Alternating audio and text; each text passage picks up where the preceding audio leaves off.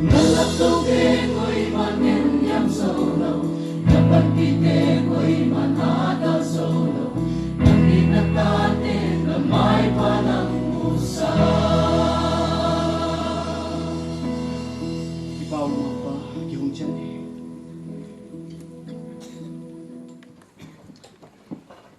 Kaile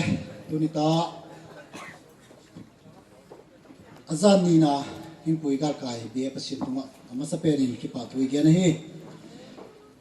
lai siang thomun khat kang sim dinga to zo cheng le secretary pat san le ki pui ding dan ngai khen na nei vai ngayun no zana mangpa ina dingzel mangpa suateo mangpa padum naguteu mun siang tho lama za to unlen mangpa padum mangpa leilawan siam pa ngein zayo na ki padin note hingwal zol ta hen atu siang tho simte pasini tan singwal zol sa ta hen la secretary apat san le tun ta ki piding danu ngai khet na nei vai asom ko believe na ZPYF general conference tarik som ni le ni ta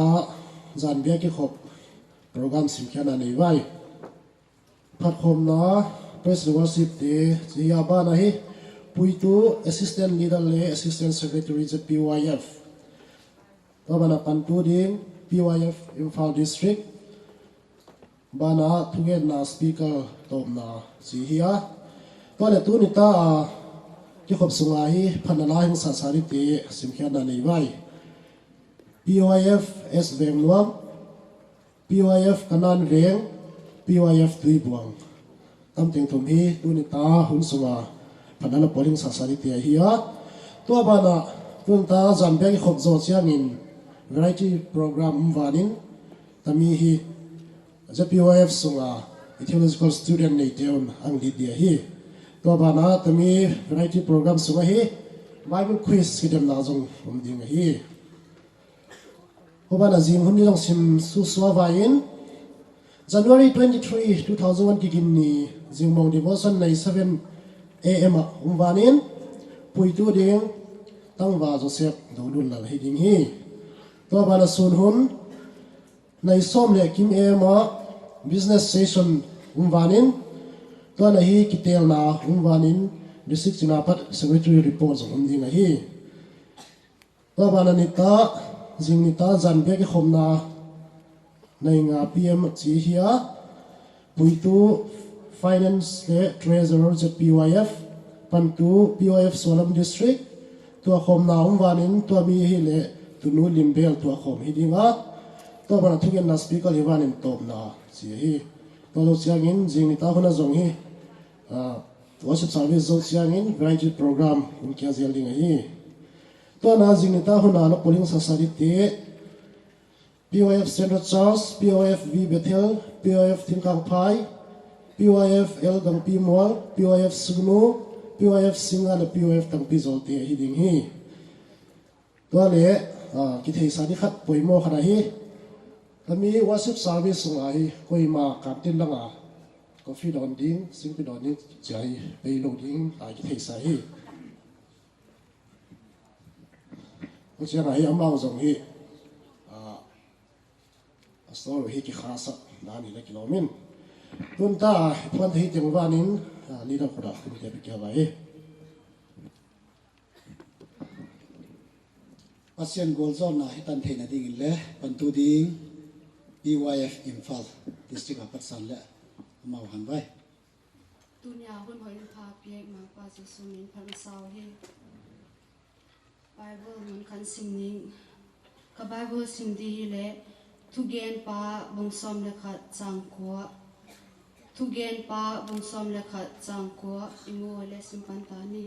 o khang lai na khang don na ki pa in len na khang don lai ni te in na lung tang in hing ki pa sa hen len na lung tang dei dan danin omin len na mit mu ahoi na sa na mit mu ahoi na sa na lam zui in hinan le tami zo sia zia in pasianin thuken na a hing zo pi ding hi chi thein e Bible chang sim to percent tan seren ko zo sa ta hen human lan pan pi na ni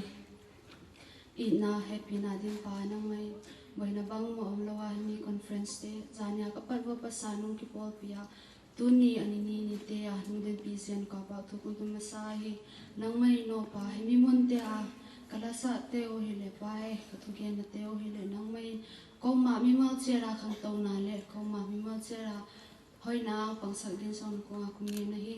tuni ta ko hon di te nang mai ma puya tu gen tu te nge song pa nang mai ding pia akam le le te le nang ma thu siang tho get na ditya nang mai na hagaw siang tho wa ki pol pia ko angai tu te chong pai ko ma mi mal chera hoi na le pai khang to na lama ka pai kala thei na ding mon nang mai ngom pi din sin jong na ko nga ku nge na hi nang mai ka ki pol ba sa lai ka zo dang tanu na hagaw siang tho te tom ki pol pi le ngom pi din sin mang pa jesu christ mi na kem bula ku nge hi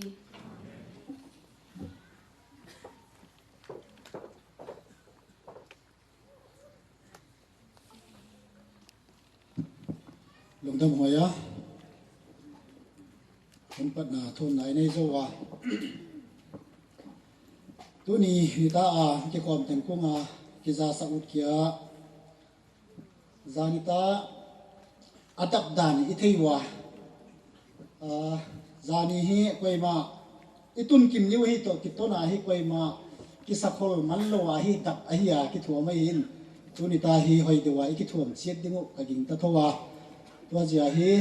speaker pa zong honang la cheng ate to a hi thunang gen thei ding a hi ta chi hi tu nya hi ai ki za sa ai dinga pasien phat na la ngai zom ding i tawa ama sa pending in la PYF S bank nuam te han ding wa ama zo cheng in la PYF kanan bank ten ang zui ngal ding hi S bank nuam te han bai la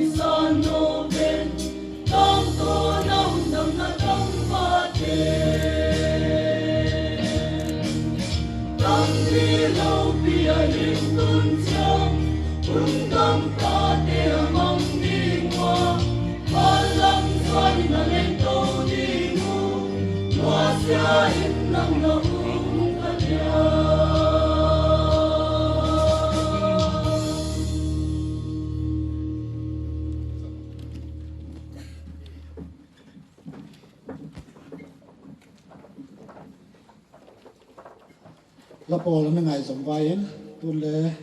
UIF tui bong te sia ya Giêsu happy na lam dang có khiêu na sang lian zo cầm min mang ca chi quan điai apan na ki pa na ka pa gi te su bein ka la ka sa Giêsu happy na lam dang ta ku hin tung ta Giêsu happy na lam dang ta happy na lam dang ta tuy xoa kia ki nong sang in tu zo le sang tu zo ki ma dia he hi na lam dang ku ki na lam dang ku ka kêu na zo sia sang in lian zo ka kêu na zum hoai na sang zong lian zo Giêsu min pa tôi na la ko dom sang pa tôi lu Giêsu happy na lam dang mang thầm ke siang tuang tu ngày dam na ka tan na le apong pia hun dam na ton kya ke ma hing pia in nop le nai pe ta Giêsu happy na lam dang ta in ei house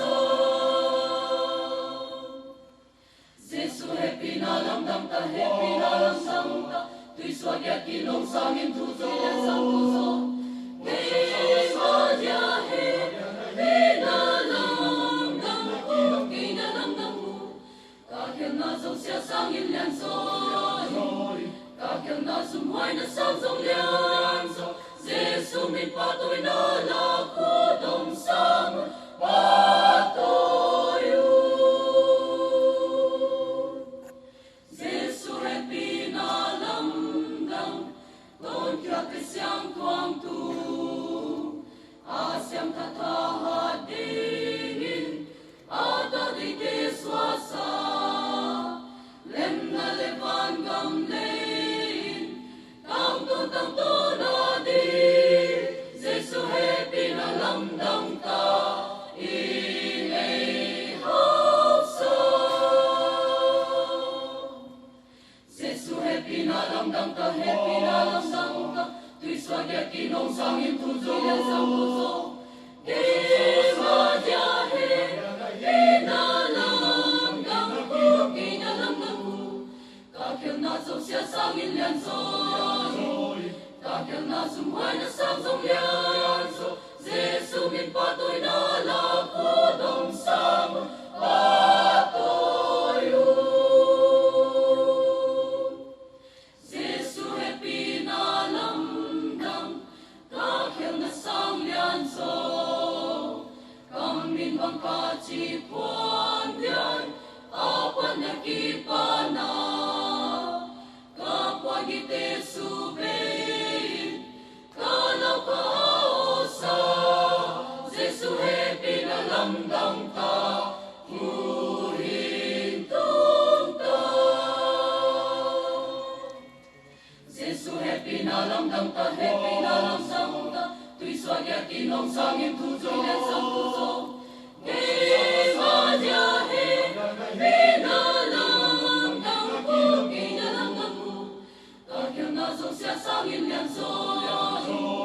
ka kêu na zum hoai na sang zong lian zo Giêsu min pa tôi na la ku dom sang pa tôi UIF kanan veng la UIF tui bong en pasien pap na la ngai ta hi ang sa sa jiong le amau te tu ki pa thui ge na pasien in tupi na tangen gwal sal ta hen la tun le speaker handing hi tawa ipi te koi ma po hi ginum ta hi tugen pa tugen te na ngai che ding in pasien minin atha in hi ki chelwa tun le speaker pao pasien gol zo na to ama hum dei bang lading in le pasien min chelwai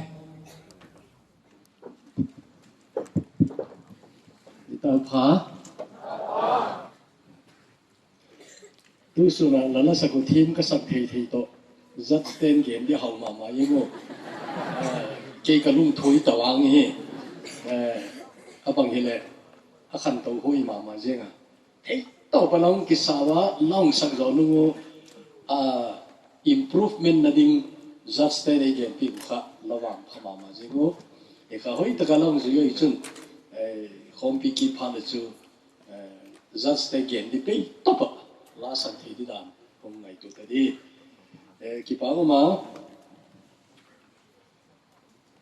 ตัวอย่างจู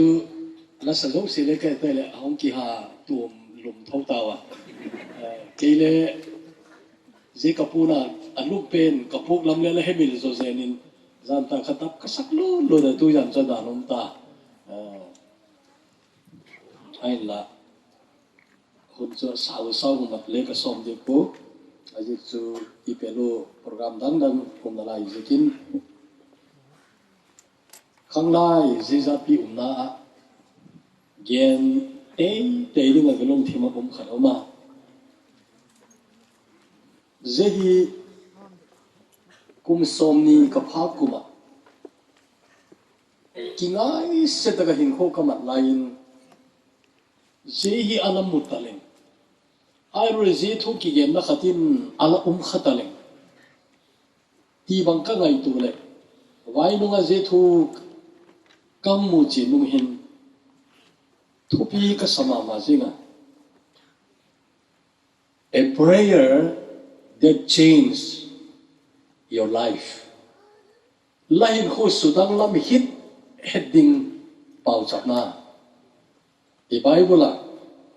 Chronicle เลขบูขัดหน้าบุงลีจังกูโตจังสมจะเป็นจังจีนี่มุนตั้งหัวในจีนี่มุกีดิอุมโลจังนี่จังเจ้า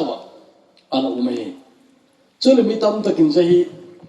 ซิมเลวเลยอะไรสักมันโลนั่นที่ก็กินจ้าจูอัดจงลำเลยอันนุยลำเลยที่ขันมีบินจงจ้าเลยกิเลนเตละเบียที่อุเมย์ฮิเลเลยจีกิกาลก็จีอะไรกิเลอะไรกิเจ็บลูกเกียร์เดี๋ยวจูอะไรตัวเดี๋ยวอะไรก็จูอังมูดอดิวอาอุมาฮิเลกินเนี่ยตั้มเบย์ปีกสิมนุงะไว้นุงะกมูดอกกมูดอกนี้จูโอ้เจฮิ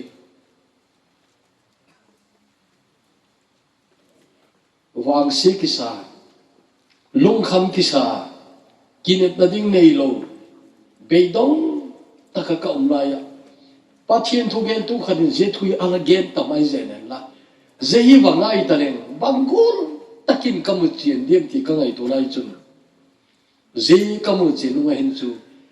นั่งตัวบังข้างไล่เอาหน้าคมนะปูบะขัดเวเบเกนเตยดีที่กะลุงเทมโอเมอีทุปีตัวคิดตัวเราที่ลำบวยปีกิวละอีทุปีเฮ้ยตั้งแต่เจนนั่นละกิเลกินนั่นคนตัวจันอีทุเป็นเล่งไงตรงไงกษัตริย์คอมพิมุนจุ่มมาละจีน่าวะตัวจุ่มนี่บอลตะปูบะไอ้ที่จุ่มกีบอลไงไอ้ตาเลี้ยไอ้เจ๊ไม่เที่ยคอมพิตั้มแต่จุ่มนี่ตั้งกันละปันข้าวนานลาลปะอภัยหุ่นโจซินลาลปะอภัย God is good all the time God is good คิดที่สุ่มไงจุฮิเลซีกูละอีกคนซุยลายินกะลุงที่มาที่เราไม่เฮ้ใครซีกูละฮอนพิยาอีกคนใจลายินเกียดินวางลาลปะอภัยที่ยาอลุงที่มสุงกิลตะกะนุกงอยฮิเลลอยละก็จะปันโลเทโลลับวอลเลวปันโลเทโลคอมพิเลวเจโลเทโลมินกิโกดติเลกิโกดิ้งลาลปาพายติเลฮุนโจซินติลาลปาพายฮิเลเลเกยดินจูลาลปาพาลเวที่อวังเสกิสาถ้าเสงอยปัจจินจูเลพุนนัดิ้งในกอมหินขมังมีบางจานอุมาฮิตีมี problem อาบานกังเฮรกิปตินจีกันลงเทมอุมาจีกจุนเลขบุขันเลกันจิกโลตปะกันเลขบุจิกดิโกดลายเลเกยโมพูนะกิเปกะฮิจิงลายะ Bible college ka kailaya ho to ten assignment hak sapi PAP ko kahup hun golin kale khabuzik di kahup hula hilelela pam poimo ka sangala kale khabuminai alamu kha umin latino pauthum akileta vai phe pau ka zikma sakpe ne hun zong sin lalpa aphatak takem thado pawchun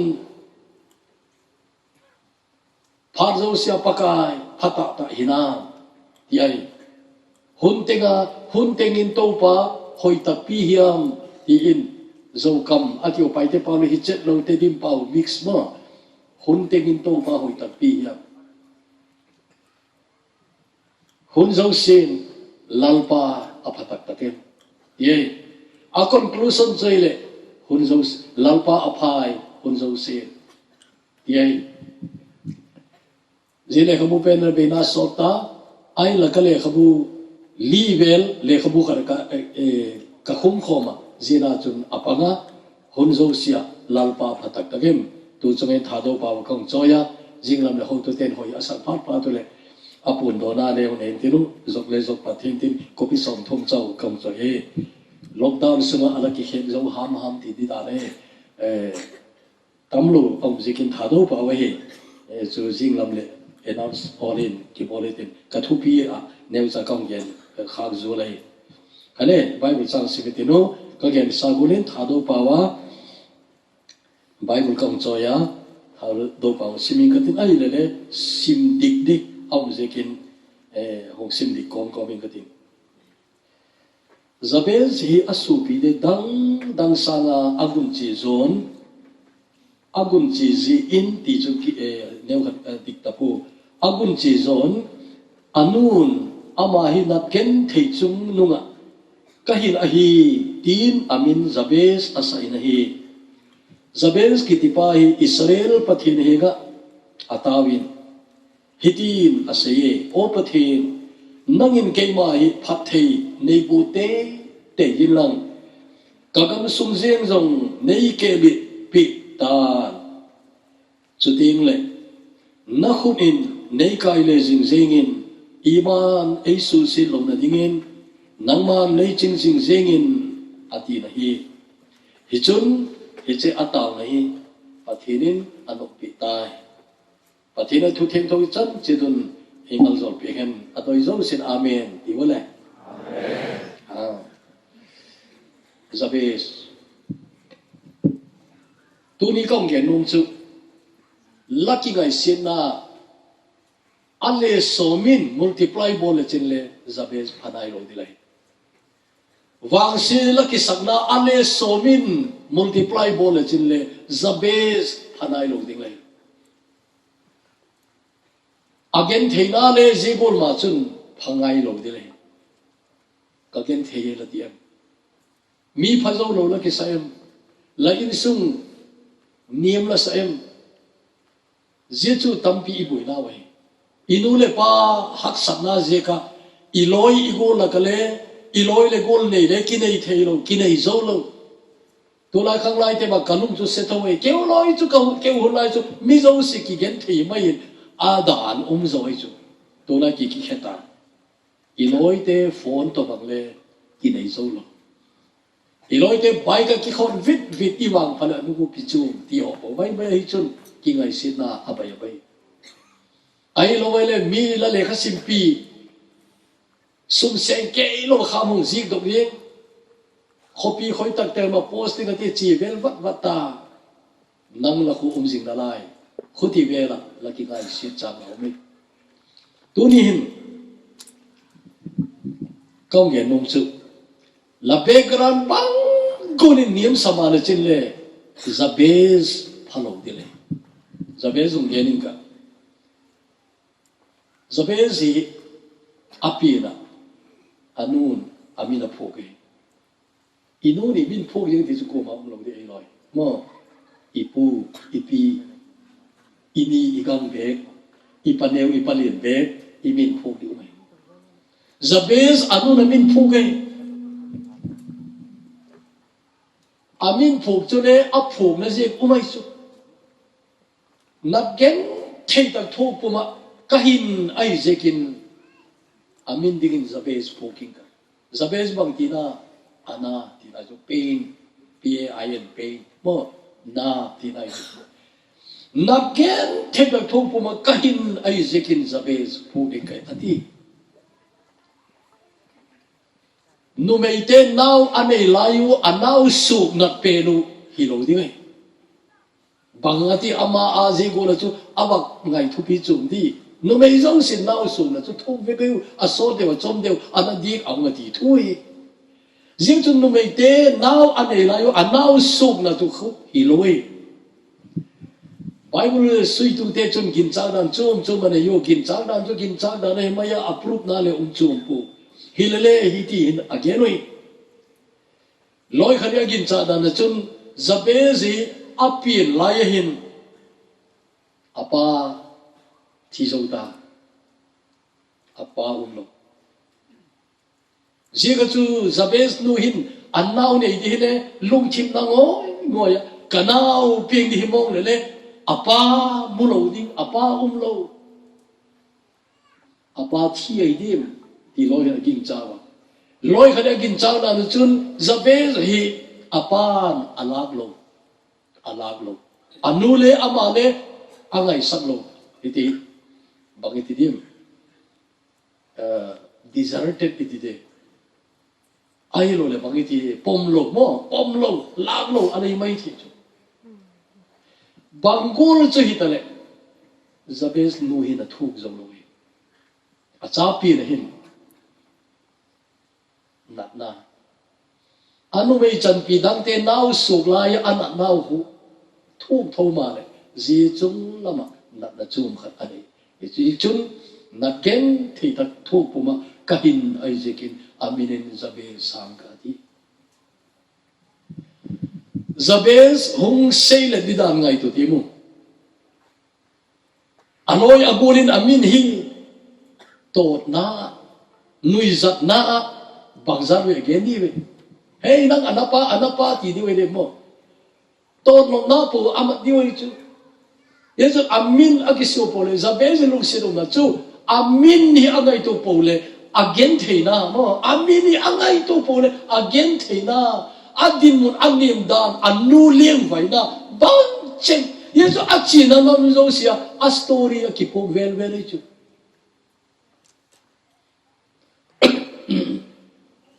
nang hilechin lapazodi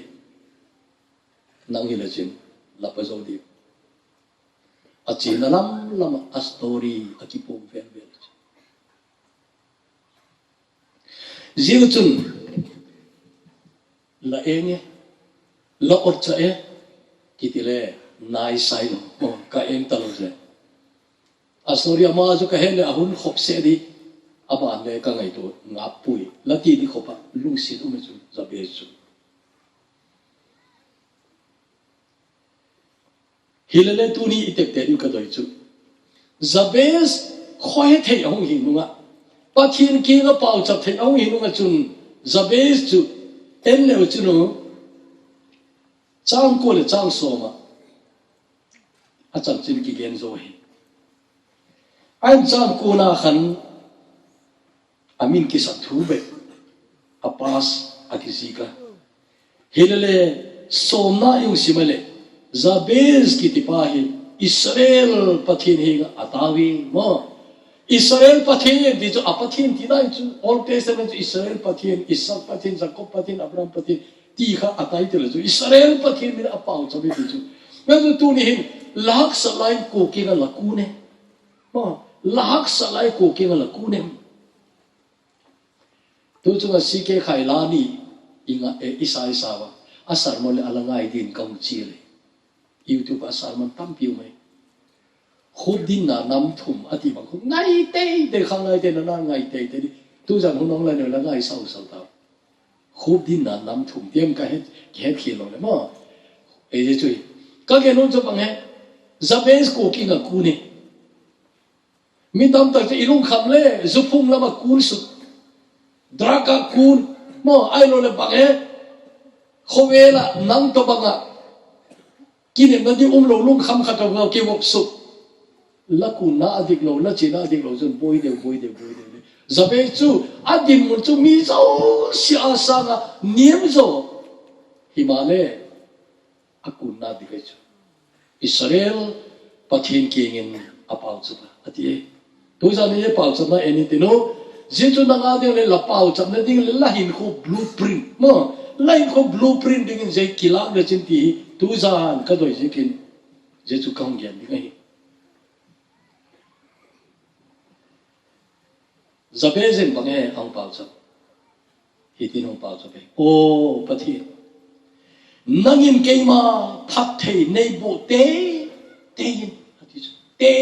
ตที่ถ้าดูป่ะ translation นะบุ้งจังกูน่าเขาจะดิกเจ็บเราจะกินกองก่อนก็เจเลยจูเป่าตั้งแต่เราไว้พี่เป่าเลยเต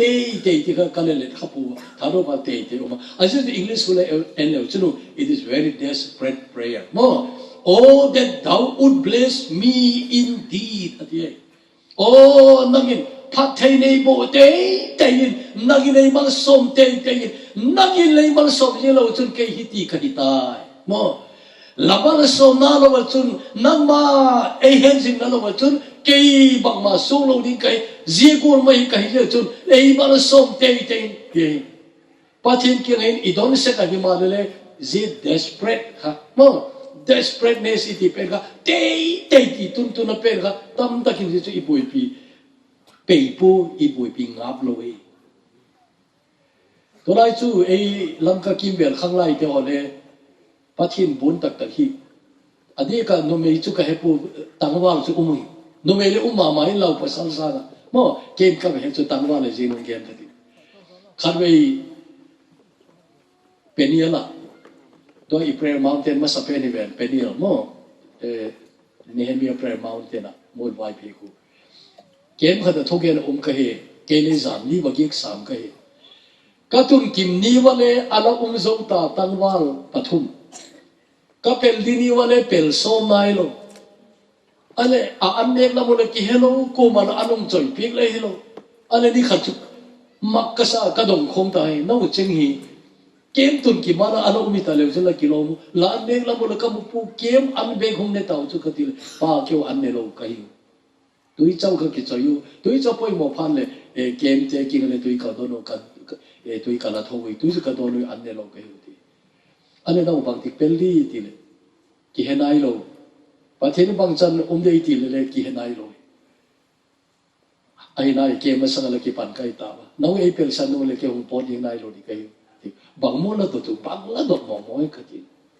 กับฟิวเจอร์ดิวปฏิกินเป่าสกัยอยู่ที่กับฟิวเจอร์ดิวโมปฏิกินเป่าสกัยอยู่เฮ้เจียน้อยปฏินินอะไรสักโลจุนกูว่าไงสักตะเดียมกันที่จุนโมเลยกับฟิวเจอร์ดิวตัวกิสายปฏิกินเป่าสกัยอยู่นะโดนบุญนักหอยตั้งกำมือเจนมาสั่งเสียปอนเราเรียกเป่าสกัยอยู่ที่บางกูอันสารมุดีมันจุอันนู้นก็เอ็นว่าคิดจะกันเลยเดลี่เจตัวบางจุดตั้งวาลปาลีปังอาอันอุโมไว้พี่ตั้งวาลก็ที่สุดที่กูส่งได้ยังเขาว่าเฮกันที่ถ้วยนี่ลายนี่สินเลยอันวัวเราเป่าจับกิมุขอมสกัยไว้ฮิตินก็คิดว่าที่สุป้าเกี่ยวฮีเดลี่อะข้ามซีก็เอ็กซ์มาเที่ยวใกล้พาตุเลยอันเนี้ยว่าปาร์สคูลหอยหงกายงอนจังเกี่ยวกับวิลเลจสคูลเวลหงเซลีนู่นเลยปันหักสัตว์เลยละจบเก่งนักเก่งเท่เลยเขาคิดซิมอีเบกกราวน์เลนซิลโลเยจุนปัจเจียนกินกันตัวตาเทคต้องโซเลยข้าซิมดิที่อ่ะข้ามซีก็มานี่ลายนี่สินะอันวัวเลยกินมาตัวเปล่าจบเกี่ยวกับปัจจุบันออฟฟิศอะไรที่เวทาวปัจจัยเลย private company รู้แต่ที่มันอ่ะ company แต่ละกินจังดาวนั่นจู่อเมริกาเลยอินเดียกี่การปลายจีที่ตาจู่ตัวนั้นจะ promotion บุกินอะไรมั่วอันนั้นเลยตั้มพิเศษ private ที่ก็จู่ปลีว่าง่ายว่าลีจู่ออฟฟิศอะไรก็ขัดเลยล้ำกันละ business อาบ่ละอามาเลยอารมณ์ทิ้งเซลท์ว่าก็ว่าเกณฑ์นู้นจะไปเจ้าลอยปากสักไอ้จู่เดี๋ยวอามาเนี่ยเกณฑ์นู้นจะบังมีคนละสกุลหอยเล็กๆไกลโลอินซุงนมสาวกิเซงเล่ห์โลเจ้าปัจจัยเนี่ยเองมันสมดิ้งเจ้าเนี่ยก็เทคต้องสุเลขาสิบนิดเดียวที่จะเลขาสิบไว้จุ๊บ civil officer loi han ei wa khen khat military officer ai wa hele chun officer chu palio chu e pathum bana private khat pa amana officer reng tong ta chu tui hiti ang company ang kin nang gin cha goi mai chu khatele lam kalamong kile kita tun business abola alo ting ti lo the ai po ka ge no chu ba di ji gol to ge min pathian abu thoi chu mo chu khang lai te ji ne chu hung vai thang nom kai ji officer ji gam gam batung di ti no chu lahin ko purpose ki heta meaningful taka mo lahin ko zenei taka hin khomang ni ka chun lien pi ma phak angai di pui officer sang pi di angai di pui hilele lum kem taka lahin na ding la ki mu do a alor ga ma di mi phachom dang lau hi ai chun se khai cho poi mo e chu tuni zaben sin apau chana Israel pathin kiti je ke mo lai nang le hong kon ding kong chi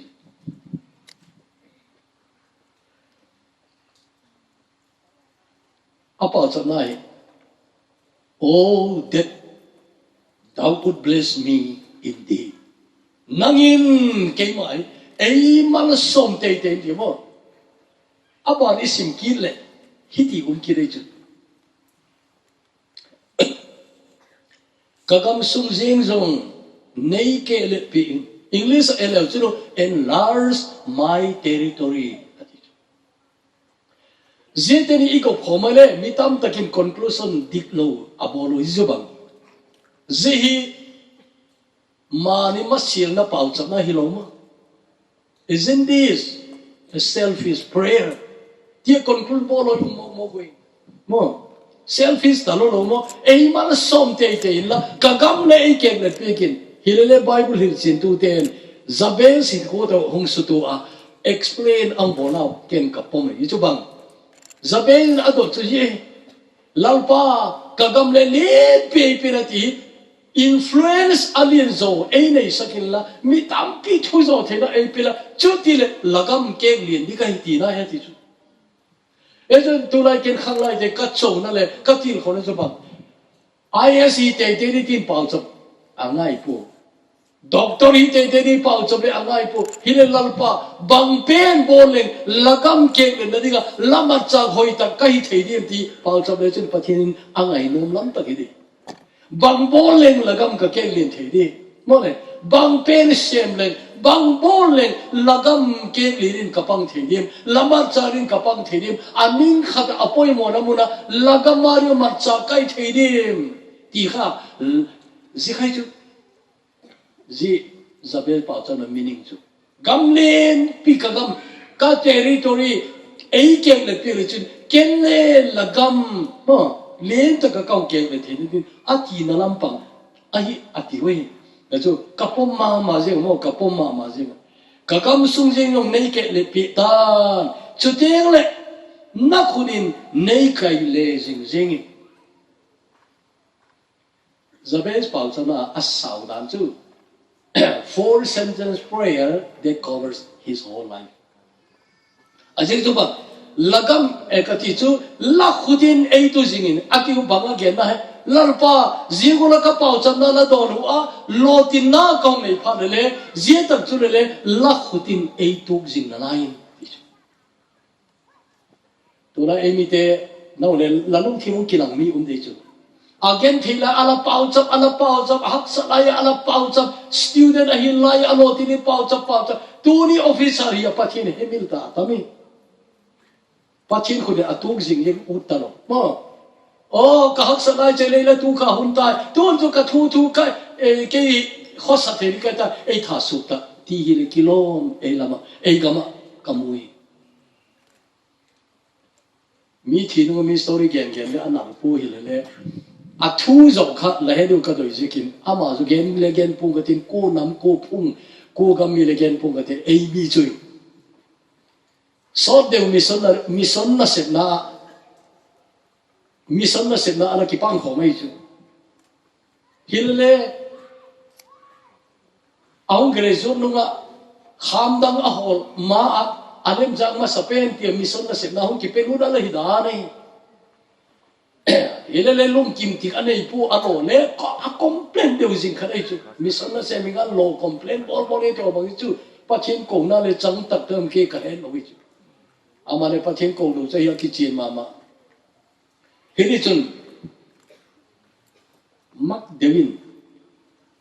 lo tina mo hi center service a service mo pen hong gen ne mi ki tom ta lo ji gen he mai de le a service mo gen po den center service ai group A lam mo group A lam tileng group A chun bang za cheng hi group M he mai na din group A mo i chuma chom lo kan hau ti te no hawai hau ti te no hawai amne fu che hi di dai sum ko da bo mi tai mo sum ko da bo mi tai to lai chu ping tha lo a de sum ko da chu ki de zo lo zo lamai zada ige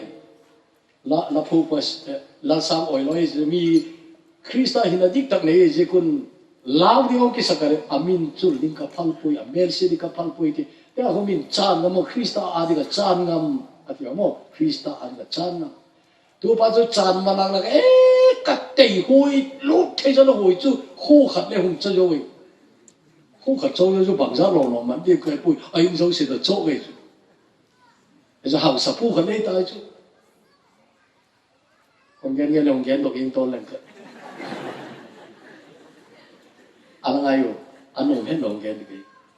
kami Calcutta airport à, transit à cái kim tu, transit thì chứ, Calcutta cùng đi lên này lo, ile airport à Calcutta cái này nào, engel đi, ama cho North India là mà posting là pata, Calcutta hong tôn mà là South India là mà meeting khẩn chỉ đi ile kilometer ông ăn cái đồng detail cái đồng po, cái ile thogen ni chi ka he Calcutta ka le na thengai je kin transit airport ka lo ka kimuto we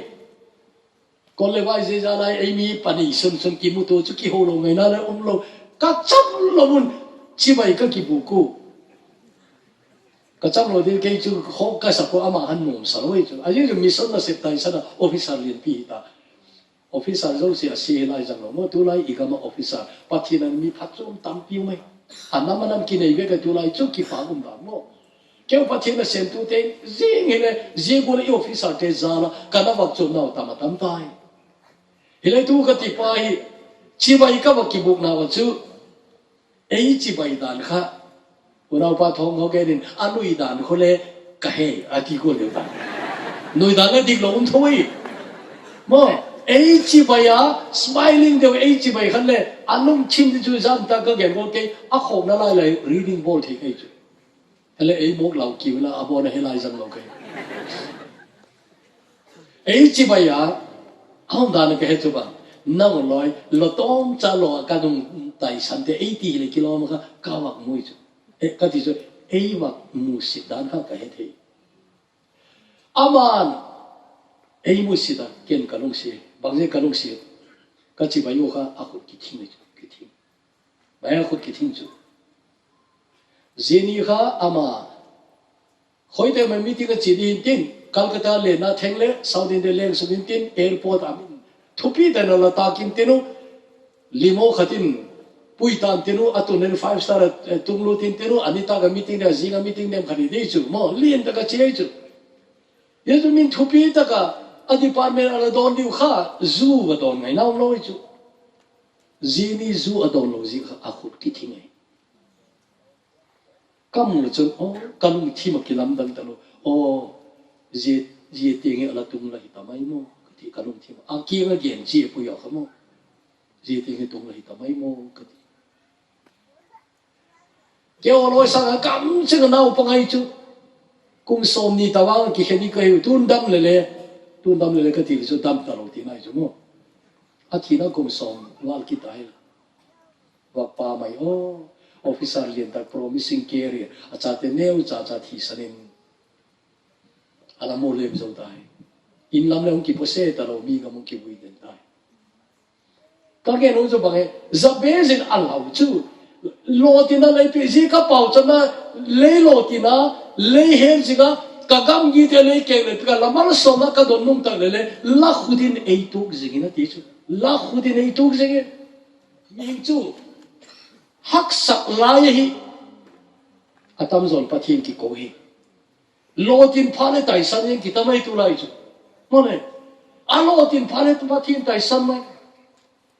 Jabez chu lakhutin eituk zingin mo lakhutin eituk zingin zeto kizom chahile tekte hitu lakhutin thado pau hin chuteng le nakhunin nei kai le zingin iman eisu set lo na dingin nangma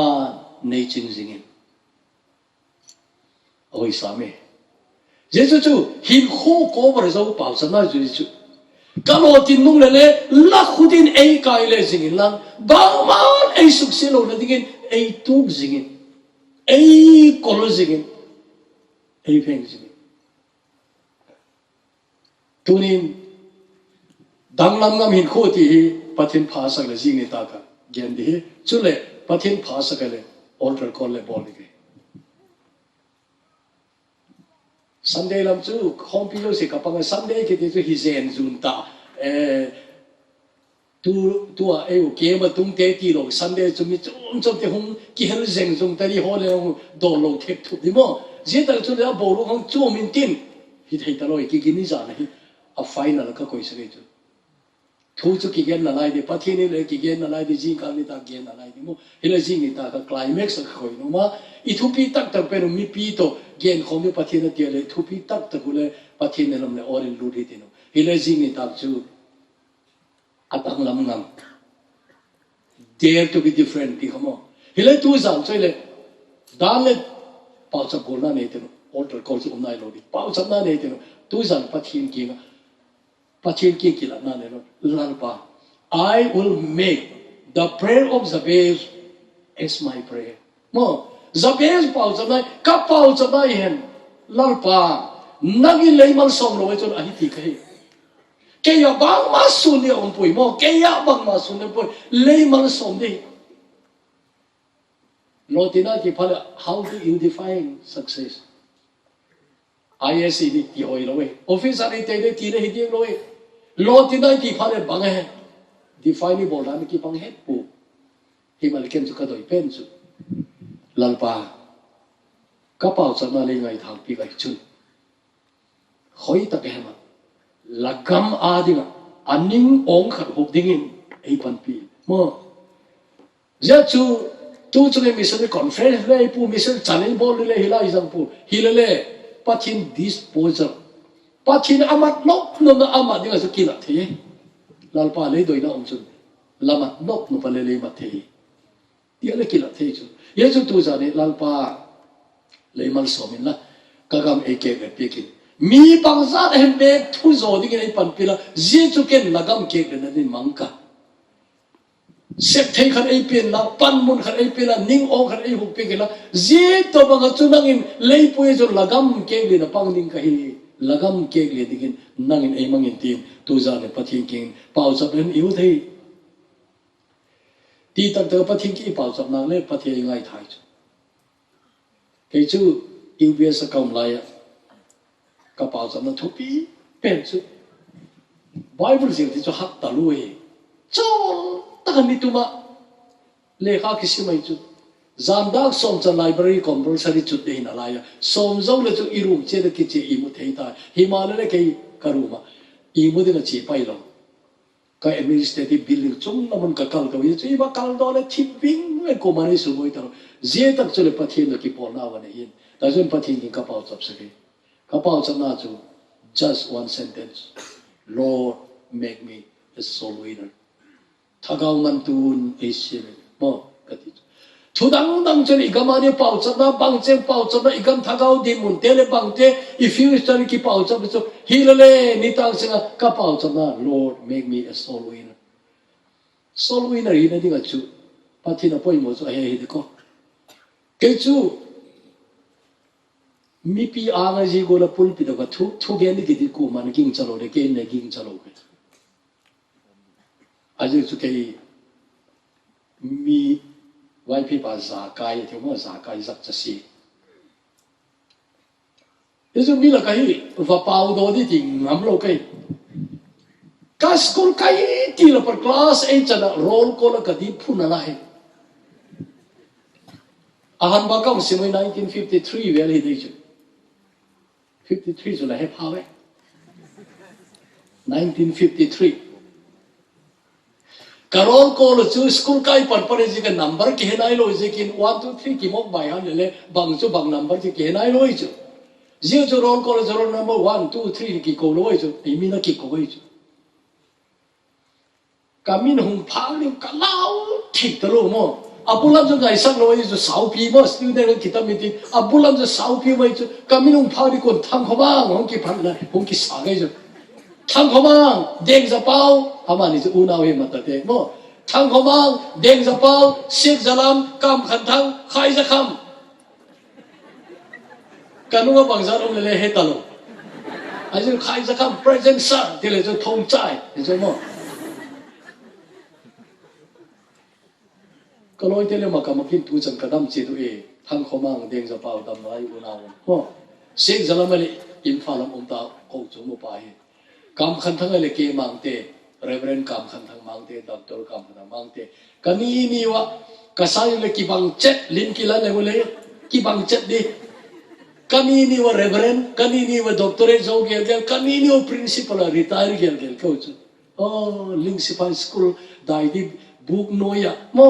now pang new tel ni ki zom teo kha tu ni pathin kapani ni wa chun ei dom sa ni ka geno zo bang zin lai ki para class 8 channel roll kola present certificate di photo tu jing pa kha lalpa thaga mang man tu ni simin ka ti ka pau chap le pathinin ka dot lo ap mila ka thogen the na ap mila ka le thogen the na ap ti khalo kai ken e jeni dalai ka loi khat new lam ka thuka wa gen le ni dal ka thogen mu khalo de ma ching tam mo na posting government teacher la ka kin loi ta hi dinga he ching tam ma hin khong mang zo pen som pha ta new lam ka hong che ka new lam ka kai na pi na thuka wa gen mak sa ta lu kha pe la kha e la nga ke la nga mi dang chi ba e bu kha nga ka mi be zo no khan a hong e hong nai khama na thogen ka ngai le lam dang ka salwa zanga kon pe di o maka sa tulo sa nga ipi ka kage nom so bange tunin unang te chate nao te ting ka mo tu te chate lalpa king don che lalpa ke the pe u le mo pe u le te lu ke u ko le thu ge di khel full time ministry hulu tum ti le ki hi pui lala ko om le chu tu ka thu gen pa din lalung thim pi talo di pa chen ke la ki pi do ma sang se lalung thim pi talo yete ka chu a se ni kami sami oi la te sami ka ngai phat le a ki pi do ma sang se lum thim pi thi talo ba te kho pa thin do ki gen po le pa thin ko na hejing bang za le chu ma chu ama sa pen loi chu pi ke le bang ting lam kim ki ti ho loi ga pi zi la ki ti ho loi mo a te sami ngai le pa thin do ngai le pa thin ko na kha a phutun don ma yes lo da ti ma sang se lu mong the lo ila ka zi za zi gol za umai the a umai le pau cha pu pathin la lampi dong gyal pi wi tu ne je pieces khang lai lalpa ma ding ilaka bangza le umdi ka ging chai mole lalpa na ma di umdi igam vei tak ong vei di sep di mu zo lo ji ka mission lu ti lo di vei tak la vei di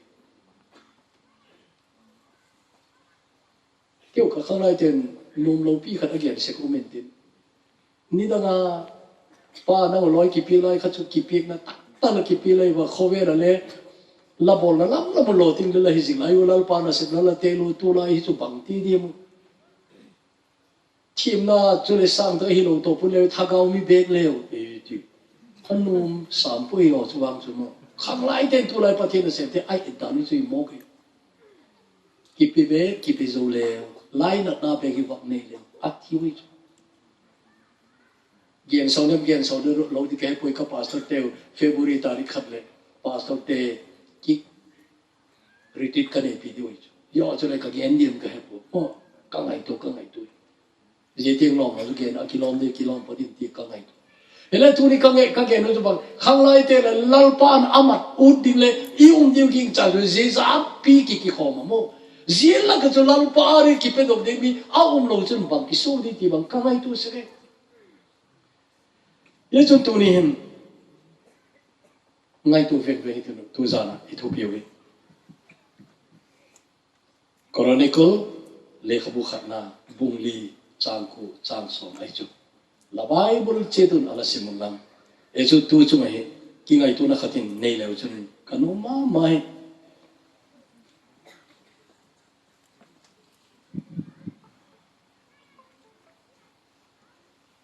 zin zabe pa chana atop na chu ahoi mama ye chu bang hem itile hi chun hi chi ataw na hi pathinin anupi ta God granted him more zetaw na hi ye pau chan pathin grant anupi tai de thano pa hoi ka sama mama anupi tai pathinin apau cham na anupi tai de adonu tai adong tai ti na chumole hilale le kha pathin le bu zete pi zabe chan chi da dam om ta loi tui gen chen hai mai zio chu ingai tu zom diu tam pi a bleng a thoi ka ti zo pathin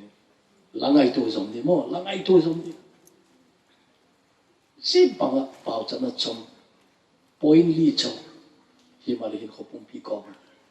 e mal som ni lagam ka ke le the na ding ai la ji ko le mal som nu le la khutin e tu sing e kai le bang man e su na long na ding e kai le na ti su na dan officer ka gen ba kha pathin kai le anu pu pathin a tu sing anu pu ka thu hi ta hai tun chu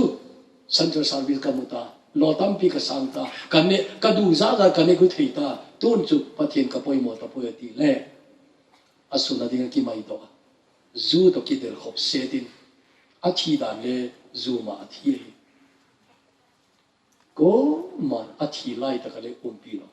a ji a thi lam ko man he lo khoti mai khan ai khong ki chai ama insumi te la ka gen lain chun nom chu sapona hile unau te adang te be kin lampi di ki ho the de kun hong gen mai ka te ka gen pi ki unau te cha te tu te ho to nen I need this prayer ke ala ki ngai si ka wang si ka ki sa gen thei ka ki sa ka in sung ka ena ken kha ji ipai et lung kham inu i et le lung kham le ki mintin isu piti et le lung kham mintin e ma nge ike le future de lung ngai ma ki le o mai thi zabes akuna pathin angan le kun dingin to za kaum chil ma pa nang ang lo ku na di loi ka pe dong na to kaum ku na ka lung kham na to kaum ku na ka future di bang cheng ka ngai to pha le lan pa ka lung hi among thi poi Himalaya. Zabezin akun na pati, Abraham pati, Isaac pati, Jacob pati. Akang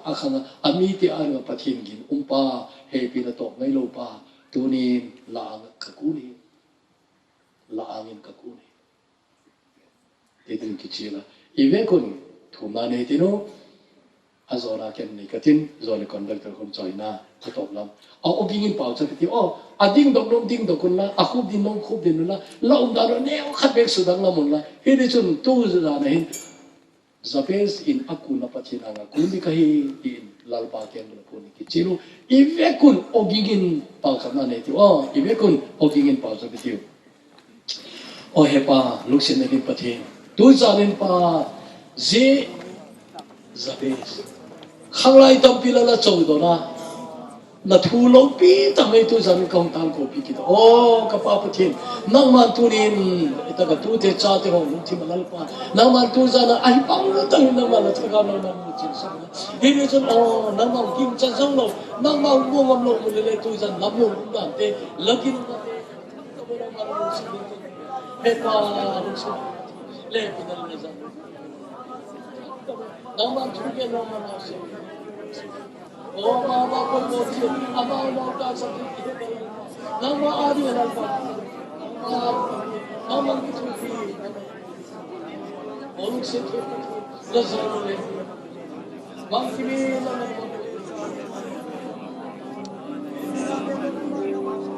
nang ma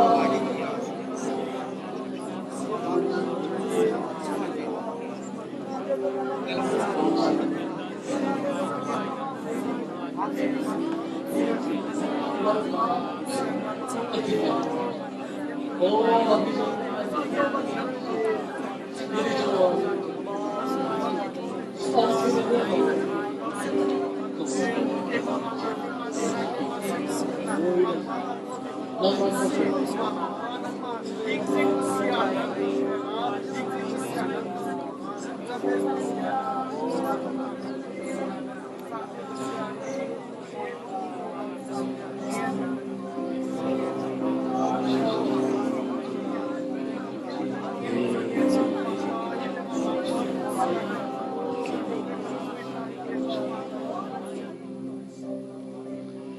Hepa vanung kapal putin. Zabez kiti khat. Lale khabutin na. Chami bep alaki koi mane. Tuni o mi be dom tam tak adiga din do na alahi.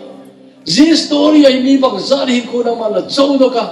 Pathin muntal hi dante nang ma lalaki sa empty. Tuni kil heseng lo ding kahiwai. Ai tu zan hele lalpa jegen lo thin hulem chang leipi kachate kanau te je to ba khanglai khom te kamu le je thu mai kalum thim umai jikin tu zan le je thu mai kan tang ko pi ki de o kapa pathin ko hi tale akingai sele umin te no a future le he thei to lo khopa beidong le umin te no hi mar o khat vei le ke mula pa chak thaka ki pan thak ki thei man pan pia zabez in israel pathin anga ala ke pelo da ala pa chama akun na pathin lagin na lalpa na mala dono gunin tuni taka lalpa khangai hu khom zo se tu te cha te zo se naman akiu thu kiana tu jana lagin sa te oi avela lalpa king he china te pia it is opathin je thu be he china ki le ki to le dangla na len pi ai ko ding he je ding chona man la thui o mal so mentin lal je suminin ka don ai amen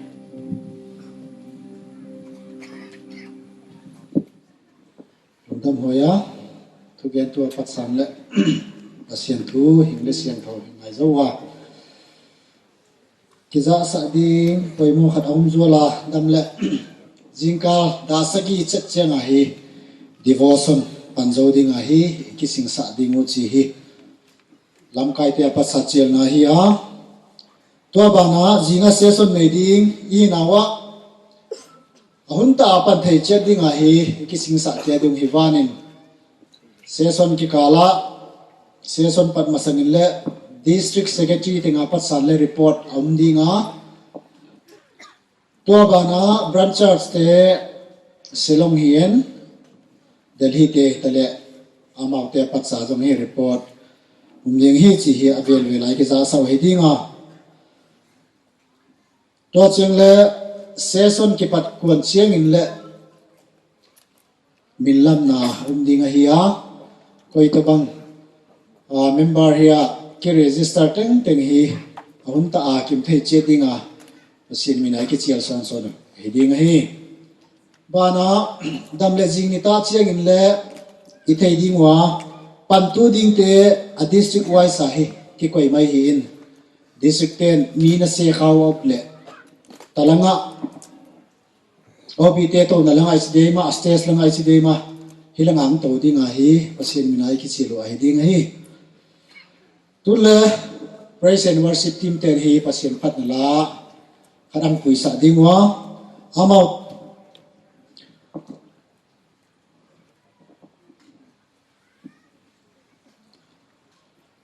top na golzol na upa mangkhan lian ang nei sa ding hi tule praise and worship team te ihan dingwa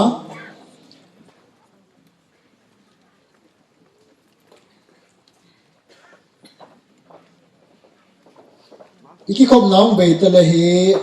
variety program pan ki ding hi nawa to mi hi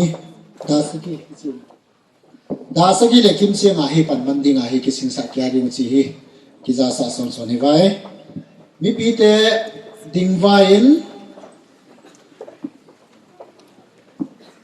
ilan kya de mun hi praise and worship team ten pasien phan la sa ding wa to mi zo cheng no pa mang khan lenin gol zon na thun na ni sa ding hi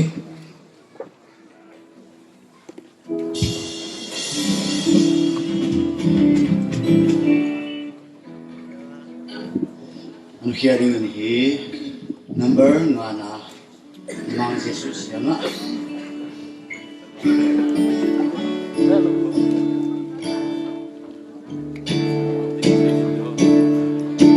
Jesus yang nga way nakatundi amang bandelu kang nasaw siya di senge kasiatan diwa sesubo hindu siap luahi mang Jesus yang mang Jesus yang takun kita wagi sosial di senge kasiatan diwa sesubo hindu siap luahi Onggoy nun bensay ang Jesus yang kabuhay na sosya ekatundi asyang katulong tiyakin natin Boy na lelukang na may pisi Mang Jesus yang Mang Jesus yang katunay kita wagi sosya ibig senge kasiatan jiwa sesubo hidu itu lagi Boy namin kita ayay kita Undang pa kapuang Inoon sa amin. Inoon sa amin Buhay na sosya, Boy na sosya na Abedi kapuang Abedi karu Tanpa sianga Mang Jesus Mang Jesus sianga Mang Jesus sianga Katunay binga Wagi sosya Hindi senge Kasiatan jiwa Sesubo hibu Itu hati Mang Jesus yang Mang Jesus yang Katunay kita Wagi sosya Hindi senge Kasiatan jiwa Sesubo hibu Itu hati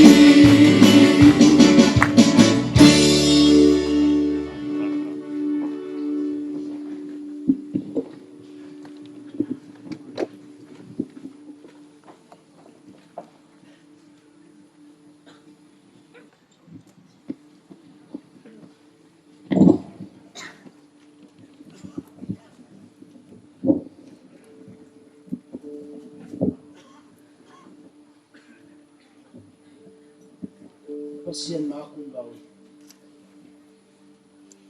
bang pa kapasyan o silbang kimbolte nahoy nati kasut siyang siwa kasaseng siw kakyan siyang siw tunin ZPY kang laiti kamati o nahingpuin anini tamsiya nga nang kipol ham sa naminjala ka kipol ham nati o natansin palaw pi tateng maizawin tuin